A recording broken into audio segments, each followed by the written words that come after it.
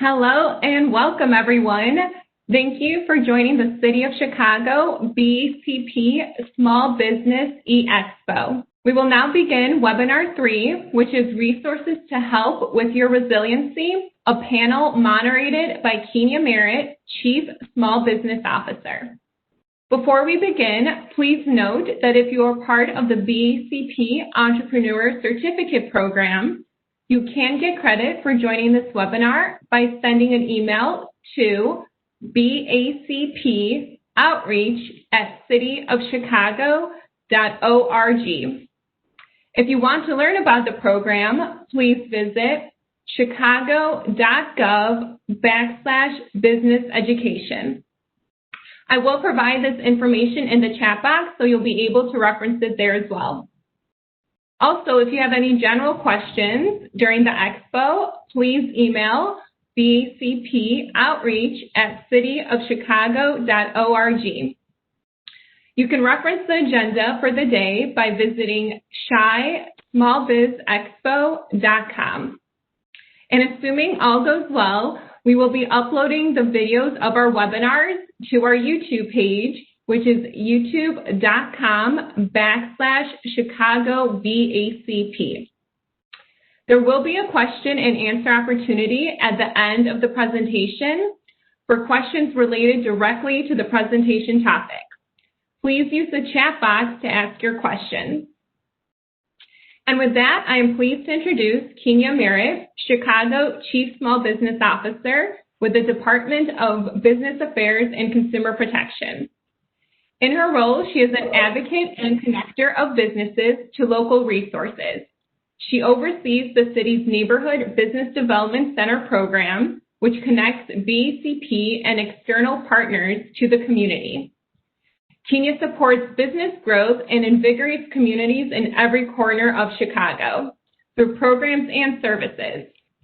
Kenya, welcome, and we look forward to you and the panel sharing resources for businesses. Thanks so much, Elisa. And before we get started with this workshop, I'd like to give a shout out to Elisa, as well as Geraldine. You guys can see her as a part of the panelist screen at the top of your computer, as well as Stella, the entire marketing communications team that has done an amazing job with pivoting during COVID. And we'll talk a little bit about that in today's workshop, but the team has done an amazing job with pivoting our workshops from in-person that happen around the city to this online platform, and they've done it seamlessly. So kudos to our Marcom team for being flexible and innovative with making sure that business owners and those that are looking to become business owners have resources and tools during this pandemic. So thank you also to our audience for joining us for our second virtual expo. We're happy to welcome you to our workshop, Resources to Help You With Resiliency. We understand the impact that COVID has had on many of our businesses, whether you are looking to start or you've been in business for many years. We know that COVID has impacted many of our businesses here in Chicago. We've brought together three my favorite partners in the city. Chicago is really lucky to have business service organizations and folks in the city of Chicago that are set up organizations to support entrepreneurs. And the three amazing women that we have joining us today are leading organizations that are on the forefront with providing those resources and those tools. And they've done some really creative and cool things to support businesses through COVID. So we're super excited to have them join us today. We have Monica Pai of the Women's Business Development Center. We have Nidra Sims-Spears, who is the Executive Director of Greater Chatham Initiative, and we have Rachel Wilson of West Side United. And so we'll kick off our conversation with our partners, and as Elisa stated, at the end of our conversation, we'll leave some time for questions because we know that entrepreneurs may have specific questions around how they can tap into some of the resources and the tools that our partners today will talk a little bit about. But before we dive into some of the questions that I have for you guys, why don't you guys start by telling us a little bit about yourself and then also a little bit about your organization. And so, Lolita, we'll start with you. Thank you, Kenya. Very happy to be here today afternoon. So good afternoon, everyone. My name is Lolita Pai, and I'm the Managing Director of Access to Capital at the Women's Business Development Center, the WBDC. So the WBDC is a nationally recognized leader in the field of women's economic development. We were founded in 1986, and our primary goal has always been to increase awareness of entrepreneurship as a viable means of economic self-sufficiency.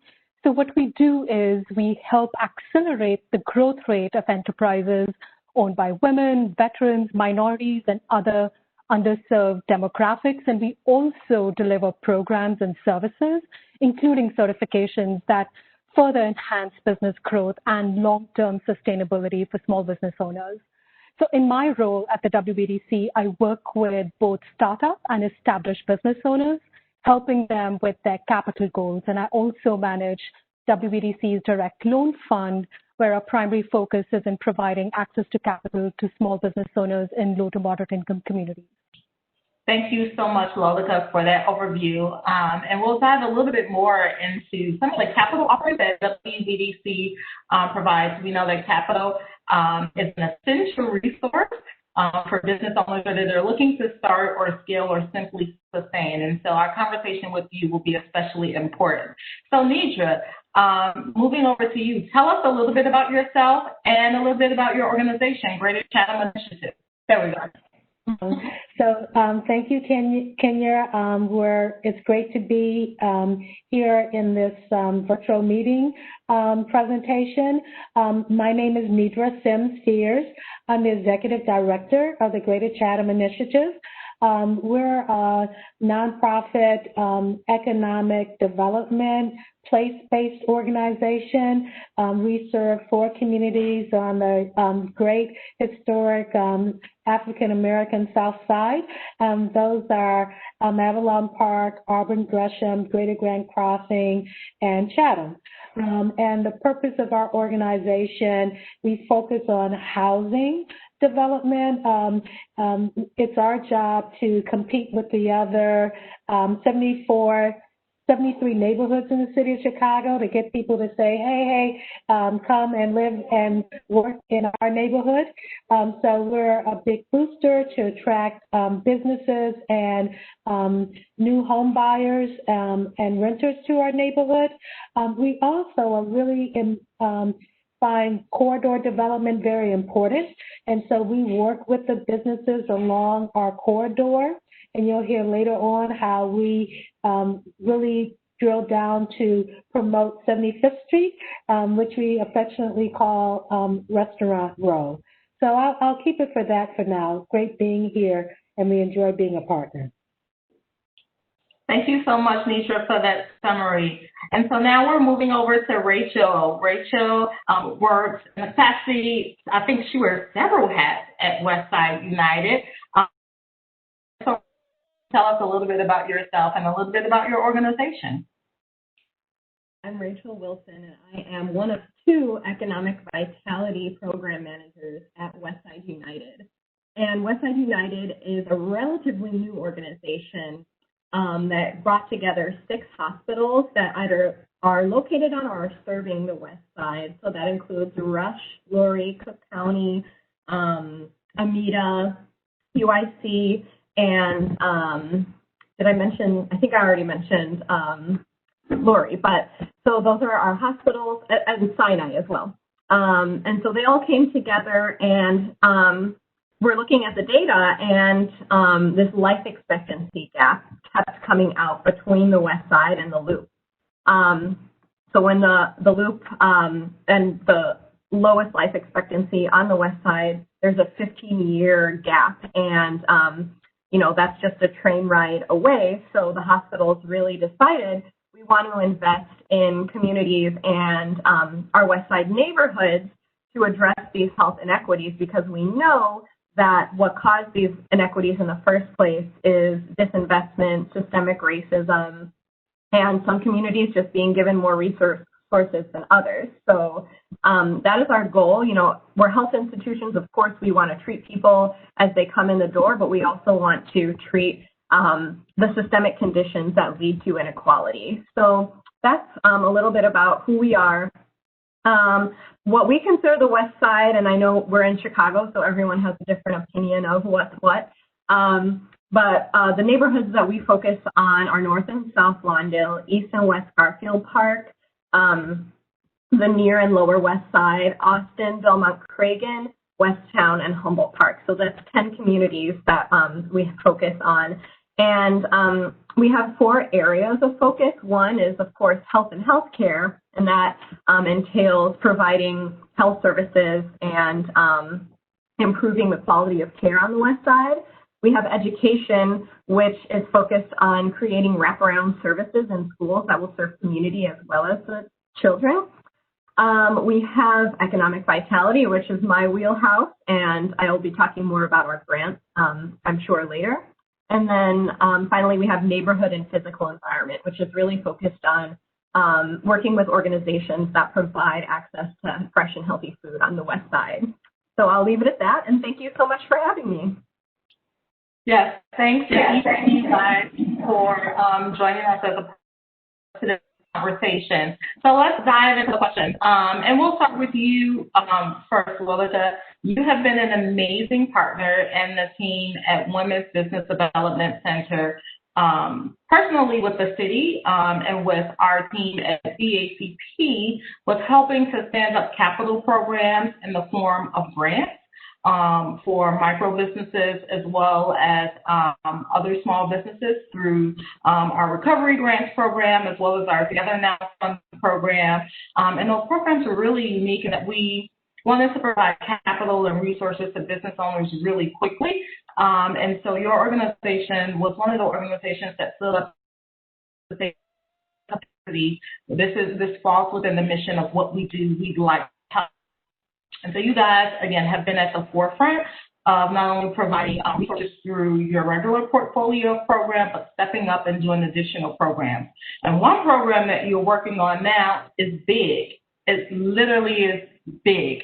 It is the state's Business Interruption Grant, which essentially provides $220 million in grants to small businesses. And you all are one of the administrators. So if you could share a little bit with our business owners and our audience about that program and how they can apply. And Kenya, it was such a pleasure to partner with city, state, and local governments that have stepped up in such a big way for the state of Illinois and for the city of Chicago in helping small businesses with, all the grant programs that are out there. So the first round of the big grants, which is the Business Interruption Grants, it awarded about $49 million in grant funding to about 2,800 businesses. And the round one was just focused on restaurants, gyms, fitness, and personal service companies and businesses that were in disproportionately impacted area. Now, round two of the Business Interruption Grants that launched on September 17th, that's when the application window opened up. It's really big. Like Kenya said, it's nearly, it's over $200 million in grant funding that will be made available to all small businesses statewide that have experienced loss due to the pandemic. So the way the grant funding has been broken down is that half of these funds are earmarked for businesses that are downstate in Illinois. So downstate includes all counties that are outside, those that have already been supported by the federal coronavirus relief fund. So that's Cook, DuPage, Kane, Lake, and Will. And then $70 million is for disproportionately impacted areas. And $60 million has been set aside for heavily impacted industries. And those are event centers, museums, theaters, businesses that have not really been able to open up, during this pandemic. And the remainder of the fund is for any small business that meets the eligibility criteria. So this is a lot of money that is being made available for small businesses. So if you are a business and you need funding at the lowest cost of capital right now, which is grant funding, and your business operations have been impacted by COVID-19, please do apply. The application window opened up in September, on September 17th. It's going to remain open through the month of October. So please take the time, if you haven't applied and you are eligible, to look at the grant program. These are grant sizes between $5,000 to $150,000 in grants. So it's a really, really big pool of money. And the other grant program, which is a little bit smaller, but it's out there, is for Cook County.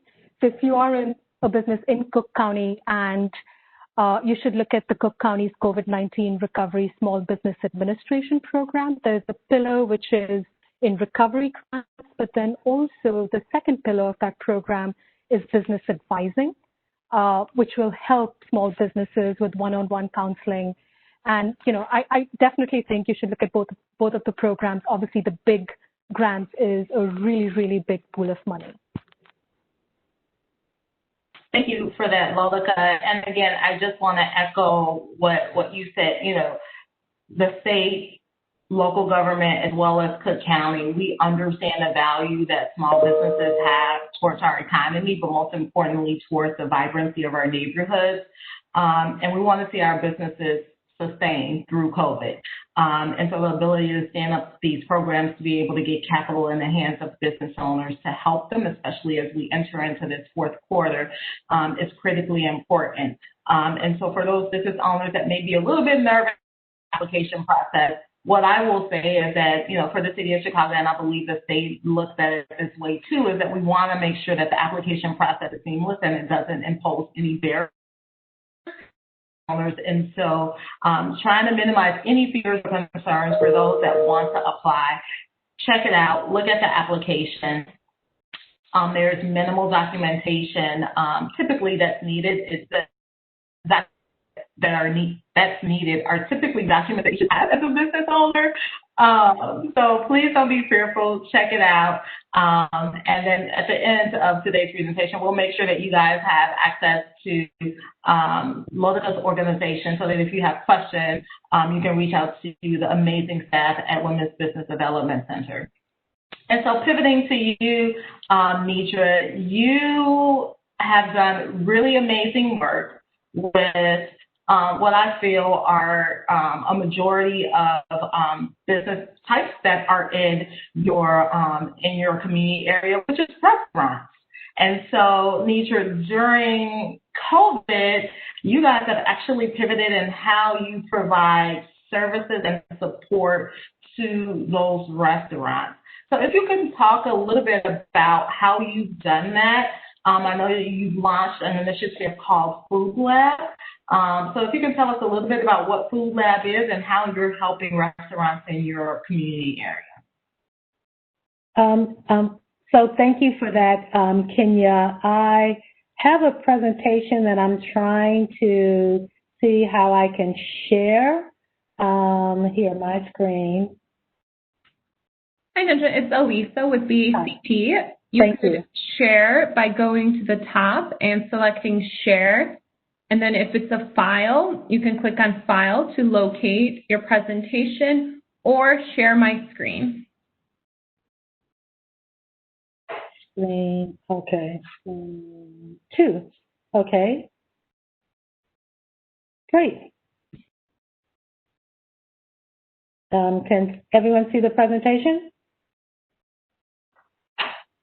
Yep, we can see it, Nidra. Okay, great. Okay, so as I said, I'm with, we're happy to be here, just trying to, and so we've been working with a group of food-based businesses. So one of the things that Next Street did an analysis of the businesses on the south and west side, and it turns out almost 50% of businesses are food-based businesses. So it's a huge presence. And we also know that those businesses are the anchors of our corridors. And because we're a place-based organization, corridor development is near and dear to our heart.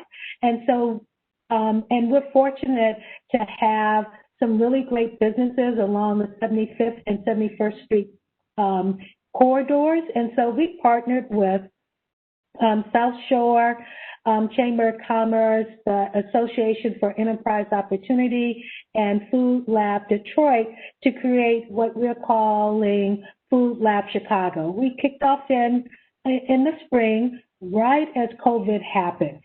Initially, our thought was to take these existing businesses that many of which have been established for 5 to 7 years. Some have been around for 40 to 60 years.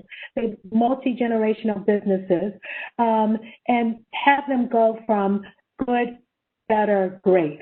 And then COVID hit, and so we had to pivot. And so what we did was, so this is just so we had to pivot. So this is where the corridors are. And so they're along 75th Street, right on the border between Greater Grand Crossing and Chatham. And you can see we have Brown Sugar Bakery and Soul Veg and Lim's Barbecue and Five Loaves, Maeve's Deli and Rings Around the World. And then just south of there, we have Josephine's Restaurant, Aretha's Dream, Tropic Island. And then we have in the 71st Street corridor, Give Me Some Sugar, Surf's Up. Did you know you can get fried lobster at Surf's Up? It's delicious.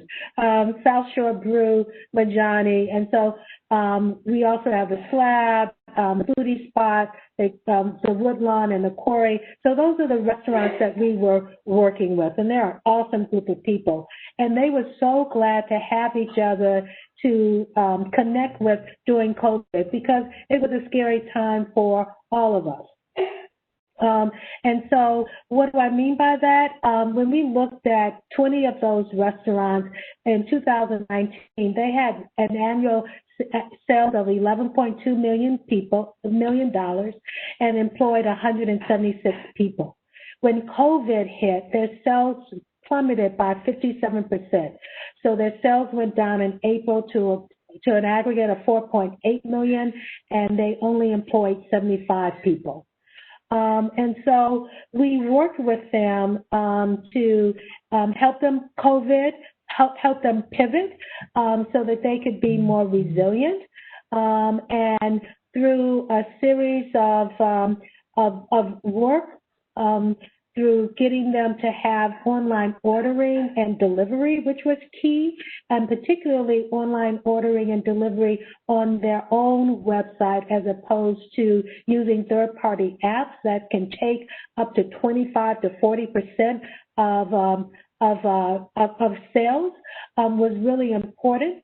And so they have rebounded since July by 170% from their low in April.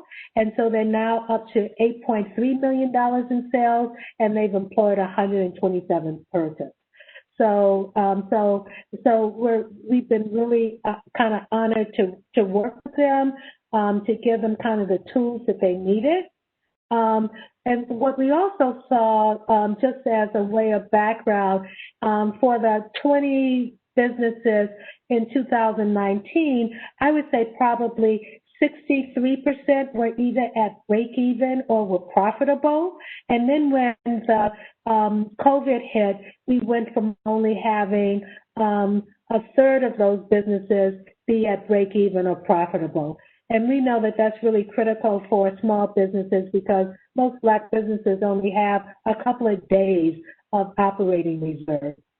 And so what we help them do, and I'm glad Lalika talked about business loans and grants, because we help them raise $1.7 million in support. So an interesting thing, they got $705,000 in paycheck protection loans. And what we found initially, it was just having them together as a cohort, that people were reticent about paycheck protection loans. And we found that some of the bigger banks really weren't responsive. And so just knowing that some people who looked like them were able to get the loans, and we were able to coach them and find those small business supports, the local banks that actually, got loans approved in 2 days. And so it was great to have those networks. They also received $845,000 in emergency, economic injury, disaster, something else. And those are really amazing because this was one of the few times where Black and brown people could get loans just on their signature. And they took advantage of it. And then we had a great partner, University of Chicago, also gave out grants. And so this money really was important to help them pivot.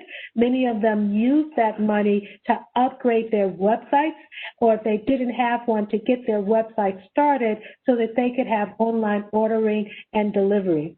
And the last thing we talked about, which was really important, was making them understand plate costing, that if every plate that you offer is profitable, then your business is going to be profitable. And then to also look at the menu engineering, that you may have one item that contributes, $1 a dish to your profitability, and you may have another menu item that contributes $7 to your profitable mix. And so we want them to focus on that $7 dish as opposed to that $1 dish so that they can really figure out how to craft their menu in a better way so they can make up some of these dollars that they lost during COVID. I want this part for a little bit. I'm super excited. Okay, so let's get to the new stuff. And so let's pivot to Rachel for a second. I want to say designing on the 5 and the boardwalk for a question a little bit later because I really dive into that one. Great. Super excited about the initiative, but you're absolutely right. Super proud of what Nidra and her team has been able to do in terms of building capacity for restaurants. I love that you guys are increasing their capacity, especially around leveraging technology and using that as a tool to help inform and make better decisions about your business and thinking about your menu, what makes the most profit, right? So there's this saying, if it don't make money, it don't make sense, right? So make sure that this model makes sense. So thank you for that, Nisha. I know that was a labor of love, and you have a good, diverse group of restaurants. I know some have been in business for 30-plus years and some for 2 years, and so that cohort model allows them to learn from each other, and so appreciative of the amazing work that you're doing. And so when we talk about it now to you, Rachel, and you talked a little bit about the mission of Westside United being rooted and grounded in health equity. But one of the things that you guys have found that contributes to health equity is just the systemic barriers that many of the folks on the West Side have faced. Mostly entrepreneurs and businesses, right? And so being able to have a quality of life that includes walkability too, right? Can I walk to the local grocery store? Can I walk to get healthy food options? And so that starts with how do you support entrepreneurs and the development of those businesses on the West Side. And so you guys have been really creative and innovative in saying, hey, this is really important to our core mission, and you stood up an amazing program that also provides capital. So Rachel, can you talk a little bit about that? Yeah, so we, coming out of community conversations when Westside United was getting started, one of the major things that we heard was the need for supporting entrepreneurs and supporting small businesses in order to grow jobs and wealth on the West Side. So we're actually on our 3rd year of our small business grant, and it's really exciting. This time we are giving out 39 grants across the 10 neighborhoods for $10,000 each. And that's a little bit lower than what we gave out before, because when we went back and talked to our community advisors, there was a lot of enthusiasm about being able to spread more wealth around. So the grants are a little bit smaller than last year, but we wanted to make sure that we're able to touch more people because we know that so many people are needing assistance during this time. And so they will be available to businesses that exist within our 10 community areas, which I previously mentioned before. And we kind of have two categories that we're focusing on this year. It's a little bit different from last year where it was just any category of business. The first category that we're focusing on are businesses that our hospitals have identified that they could possibly shift to procuring locally. And so on our website, there's a whole list of those categories of businesses, but it's pretty wide because, you know, of course, hospitals need PPE and transportation, but there's all types of other businesses that could possibly be integrated into the hospital procurement pipeline. And the reason that we wanted to focus on those businesses is because not only would they be getting support from the grant, but then there would also be a possibility for them to get contracts with the hospitals. Now, it's not a guarantee, but we just want to make sure that we are supporting those businesses that have the potential to serve hospitals. And then our other main category is community serving retail. So again, when we went and had our conversations, a lot of folks were saying, well, that's great, we want to help the businesses that help the hospitals, but what about the businesses that are integral to our community and may not actually have anything to do with hospitals? So we wanted to make sure that community retail, and retail was identified as kind of the major business type that most people thought needed to be funded. So those are kind of our two main categories, and I'll make sure to post the link to the application in the chat. The grant was open on September 8th, and we will be open until October 16th. So I would encourage anyone to go on and, if you fit the criteria, to apply. And yeah, that's pretty much the meat and potatoes of our grant program. We'll be announcing it on December 16th, and we also had 2 virtual information sessions which were recorded and are available on the website that have more specific information, and we go through who our partners are in this process. So thank you. Gracious, thank you so much for being a Westsider. When I found out that you guys were standing up this grants program for small businesses, I was over the moon. So super enthused that, you know, the team at Westside United recognizes that a part of health equity also includes the ability to access and generate wealth within our own communities, and entrepreneurship is a mechanism by which, you know, folks can do that. So kudos to you and your team, as well as amazing partners that you work with on the West Side. So we talked about 2 amazing capital programs, folks, that are, we talk about resources to help you with resiliency. They're here. So Lolica working with the state and the county, Rachel setting up her program, working with restaurants to ensure that they are sustained through COVID. These folks are doing amazing work. Time is flying. I have like one more round of questions that I have for each of you all before we dive into questions from the audience, because I'm sure a lot of folks have questions for you. And so, Nisha, before I cut you off, you're about to go into my favorite part of what you do, and of course, it's around food. And you know, you guys last year or a couple of years ago, had set up dining on the side, and now you've expanded that into something that's really amazing. And just to give context for our audience, during COVID, the city of Chicago stood up an opportunity for restaurants to expand their capacity by leveraging the public way. And that initiative is called Expanded Outdoor Dining. And when we stood up this program, we knew that we wanted to ensure that there were equity and that we were standing up our initial pilots in neighborhoods. And 75th Street was the one that came to the top of our mind with, we need to leverage all of the amazing work that they're doing. So Nisha, if you could talk a little bit about your efforts on 75th Street and what you're doing in partnering with the restaurants in your community. Yes, and I will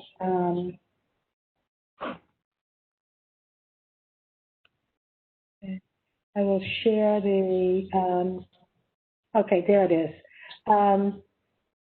So we have, So historically, we have, for the last 4 years, have done something called Dining on the Five, where we have restaurants.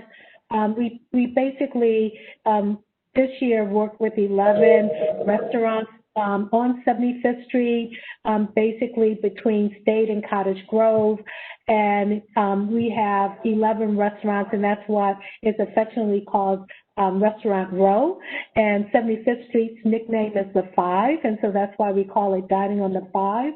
And we do it's a tactical street intervention where we put out, in the summertime, something very basic: tables, chairs, patio umbrellas, flowers, and it was a sensation because it's very unusual to have that level of amenities on the street on the South Side. And so this year was particularly important because the restaurants, you could not do inside dining, that you needed to get as many kind of butts in the seat, if you will, as possible. So we doubled the number of patio tables and chairs, and that really helped increase sales. So you could see that in the sales numbers that we have. And then thanks to our wonderful partner, Kenya and others in the city, we kicked it up another notch by creating the 75th Street Boardwalk. And so we have done parklets before, and I think of them as outdoor rooms, but we've only had one or two. And the city came and created this program with this amazing set of architects, architects who can reimagine the city, and was led by Ernie Young and Ramona Westbrook, and they helped design this boardwalk. And the boardwalk literally is on 2 blocks where our strongest restaurants are, between Calumet and Indiana. And we set up, and so we basically have 14 what I think of as outdoor living spaces where people can dine, exercise, play, and it's been very well received by the community. And so we, in order to continue to activate the space, we have 5 events. And so we had, and we just had a fall festival, and this weekend we're going to do an art walk and high tea on Saturday. Well, we plan to have a great Halloween thriller theme celebration October 31st, and then give thanks, and then Shop Black and Shop Local in November. And so one of the things about street activation is that the more positive foot traffic that you have, the crime goes down. And so overall, crime has gone down by 8% between the 2 street activations, and the residents and the businesses are thrilled to have such a high quality outdoor space in the neighborhood.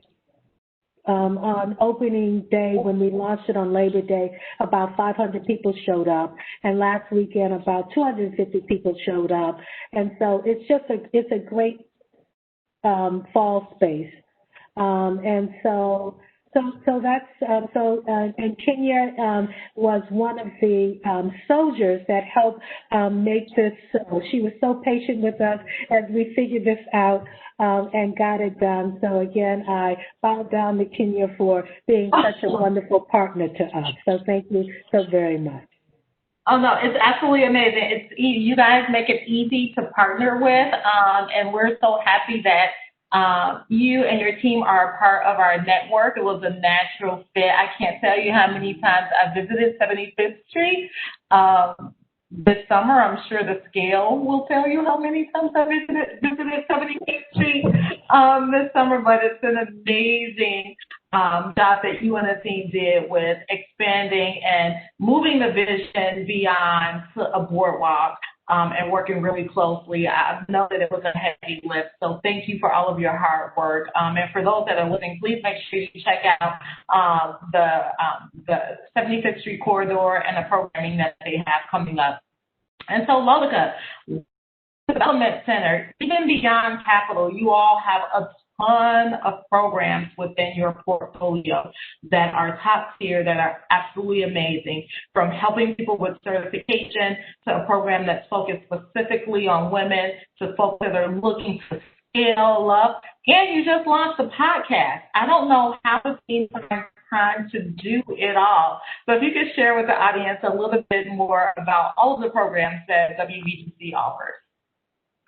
Yes, absolutely. Oh my God, I'm definitely coming to the 75th corridor. It sounds so amazing, by the way. I can't wait to check it out. Thank you. Fantastic work. So in terms of what we do at the WBDC, so in terms of resources, if you're a business and you're in the ideation stage with just an interest in exploring business ownership, or if you are in the early stages of your growth and you want to better understand business and financial fundamentals, or if you are at the growth stage in your business and you want to focus on innovation and executing capacity building strategies, the WBDC has programs and services that are designed to meet all these different needs for small business owners, no matter what stage of their business life cycle they're in. So in addition to being one of the certifying, we certify women-owned businesses with a WBE certification. We also currently deliver 11 business development curriculum. These are cohorts, and they're all accompanied by one-on-one counseling. And so the first one is Plan for Profit. It's really, if you're a startup or an emerging business, it's a guided process for you to start thinking about, how do you get to break-even point in your business and how do you actually start planning for profit. Then one of our oldest programs is Early Childhood Education Entrepreneurship. So this is for aspiring childcare entrepreneurs who are looking to set up a daycare center. And, it's accredited, and you can use those accreditation points with the government. So it's one of our oldest curriculum, and we really, really strongly believe that in the communities that we serve, having a good, respectable, reputable childcare center allows parents to go out and live and, earn living wages. It's been really important for us to have this program for over a decade now. Then we have another program called Fempreneur, which really focuses on serving women veterans. We have Scale Up, which is one of our award-winning programs that equips entrepreneurs with all the resources and tools that you really need to maintain and scale a business that's already profitable. So how do you get it to the next level? How do you get that business to start creating generational wealth for you, your family, and in the community that you're based in? And we've pivoted that to actually incorporate innovation techniques because, I think right now the way we live, eat, play, work, everything has changed. So it's really important to incorporate things like recovery and innovation into a lot of our programming. Then we have two programs which are called GovCon and CityCon, and this is really to help small business owners navigate federal government and local government contracting opportunities. Federal government and city government, you know how sometimes just the entire contracting process can be so hard. So how do you navigate that process? What are the things you need to do? We teach you that. We walk you through every single step in 6 weeks. Then we have another program called Top Shelf, which helps women and minority small business owners. How do you secure deals with national retailers? So if you have a product and you want to get on the shelf at Target or Walgreens, what do you have to do? How do you plan for that? What is the language that supply diversity teams and procurement teams at big retailers talk? How do you prepare your business into entering that competitive landscape? And the last program, which we launched this year, is Cannabis Essentials, which is a training program for social equity cannabis entrepreneurs to provide guidance and, in all facets of this very highly regulated cannabis industry. So we have a lot of programs. Please think of us as a resource to help you. And, you briefly mentioned the podcast, Kenya. That's fantastic. It's about making your mark and breaking the glass ceiling. And what we are trying to do is shine a spotlight on influential women, on, how they fought for their voice and rights and how did they become civically engaged and change the status quo. So our first podcast was with Illinois Senator Tammy Duckworth, where she discussed the importance of women in leadership and how civic and economic empowerment can really, help level the playing field for other women. And the second episode, the only 2 episodes in, was talking to 3 women CEOs on how them being in the corner office helps with broader engagement and economic empowerment in their organizations. So yeah, you're right. We're doing a lot, but always please visit www.wbdc.org. All our resources are listed there, and we're always there, just a phone call away to help you. Thank you so much for that, Lolika. And I believe the Marcom team has put the website for WBDC in the chat, so make sure that you guys check it out. They have a portfolio of programs, no matter what stage you're in. As entrepreneur, and if you're not an entrepreneur, there is value in being plugged into the WBDC. And maybe can I mention everything is free. It's all funded by the government. So, all these programs are free for entrepreneurs to attend. Yes, absolutely. Free. Like where you can get free, absolutely tap into it. And I'm sure that Elisa covered this maybe at the top of the workshop, but BACP partners with over 70 different organizations. Each of these women are part of the organizations that we partner with, and many of them provide services that are absolutely free. So as an entrepreneur, before you pay for that professional services, see if you can get it free or low cost first. And then, after your research, if you find that you can't, although I think you will, then definitely pay for it. But there are a ton of free resources in Chicago that are available to entrepreneurs. And so kudos to all of the amazing women that are part of the panel today that are doing great work in our organizations. I think we have every part of the city covered with the community areas that they serve. So we're going to find a question for Rachel before we open it up for questions from the audience. And so we talked a lot about business development and capacity building. And so one of the cool things that I absolutely love about your grants program is that you work really closely with organizations to support businesses beyond just giving them a check. So talk a little bit about that. Yeah, so our main partner for, technical assistance is Accion. They're helping us administer the grant, as well as advertise it. So, they are definitely one of our fantastic partners, and they have a ton of other capital access programs for businesses. So I would encourage everyone to check them out. Actually, on our website for the grant, we have a list of all the technical assistance partners that we work with. And again, I'll put that in the chat. But, at Westside United, we recognize, we're an organization that's an umbrella that fits over all of the West Side, and that doesn't make us the experts about what's going on individually in each community. So we're also, really interested in partnering, not only with Accion and the BACP, you guys are great, but also with those local organizations that are neighborhood specific. So, our partners include Economic Strategies Development Corporation of Pilsen, the Little Village Chamber of Commerce, the New Covenant CDC, the Northwest Side CDC in Belmont-Cragen, the Puerto Rican Cultural Center, and then West Side Forward. So all of those organizations are very familiar with our grant process and are there to, support businesses before, during, and after, that grant process. Thank you so much for that, Rachel. And so what has been consistently shared with each of our panelists is that there are resources that are available, whether you're looking for capital or you're looking for that support in helping with your business models.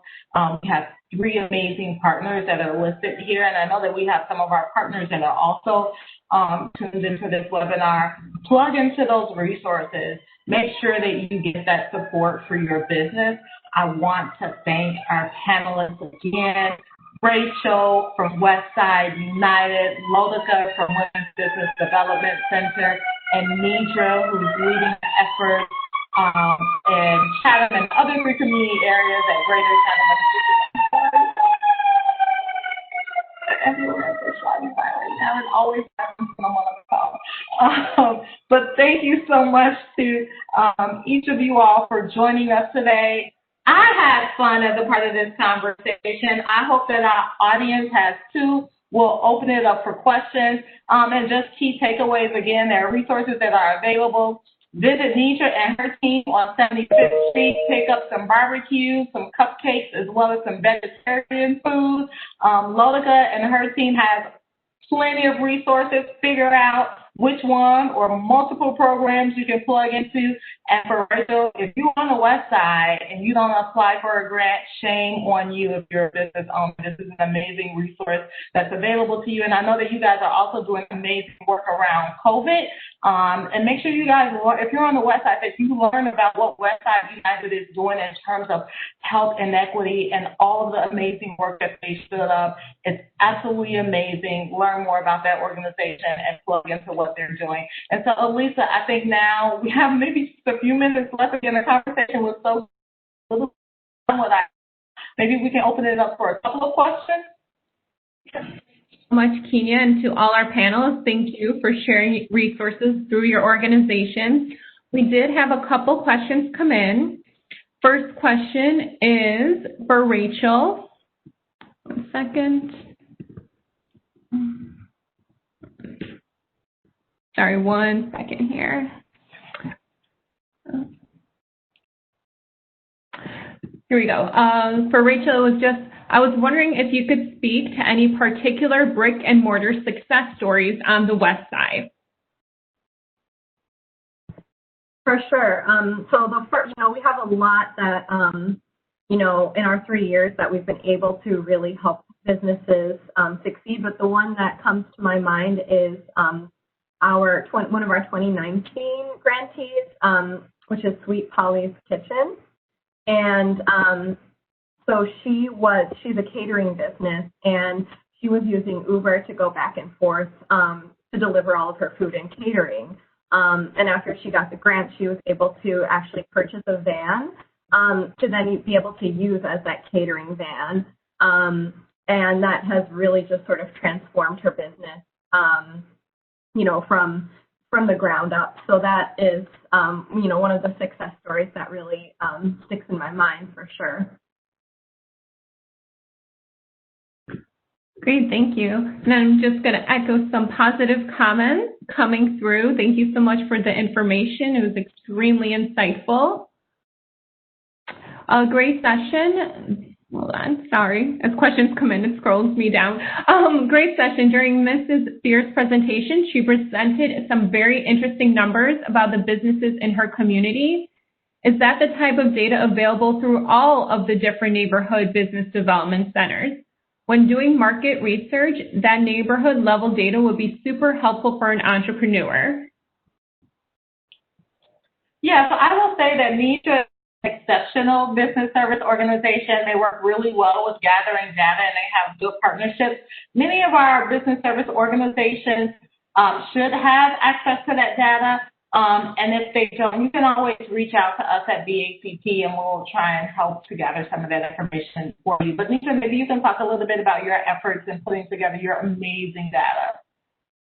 Sure. So I have an MBA, so I tend to be a little more technical, and that data helps me think critically about what the needs are in the community, because every community is different, and in our communities we have sub-communities that act very differently. What I would also say is that we had a really great partnership with UIC, their urban planning department. They came and did a corridor analysis for us for 71st Street, 75th Street, for Cottage Grove Avenue. And so partnering with our wonderful local universities are really important, and they're always looking for community partners to help make their work relevant to their graduate students. So I would also suggest reaching out to those neighboring universities, because they're just such a resource of talent, and they make, and as the African proverb says, many hands make for light work. Great, thank you. And as we conclude this webinar, can each panelist just give contact information, whether it's website or your personal contact for the organization? Nidra, we could start with you. Oh, you're muted.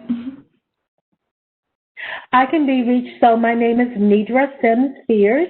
I'm with the Greater Chatham Initiative, and you can reach me at that greaterchathaminitiative.org, and my phone number is 773-644-1451.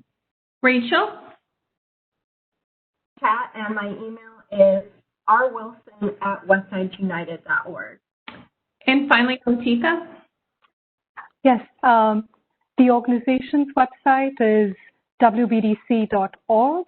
My email address is it's really short. It's lpai@wbdc.org. And the number you can reach us at is 312-853-3477. Great. Thank you so much to each of you for providing information. If your question was not answered, please feel free to reach out to them. That's what they're there for. Kenya, do you have any final words? I do. I just wanted to, again, I can't thank Nidra, Rachel, and Lola for joining us for today's workshop. I will fully admit and be transparent that I was a little bit late in reaching out. But these amazing women have been so flexible with their schedules, and they are, again, doing great work in their communities and throughout the city of Chicago.